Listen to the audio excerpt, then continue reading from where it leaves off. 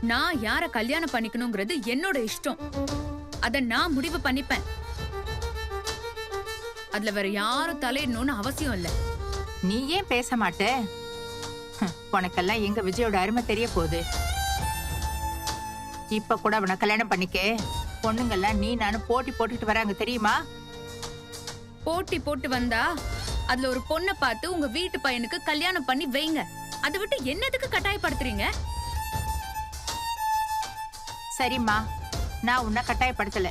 இந்த விஷயத்தை இத்தோட விட்டுடு. இத பத்தி நான் உங்ககிட்ட பேசினேன்ல, அது ஏன் தப்புதான், ஏன் தப்புதான். உன் தகுதிக்கெல்லாம் எங்க வீட்டுக்குள்ள கொஞ்சம் ஓவர் தான். போதும், நிறுத்துங்க.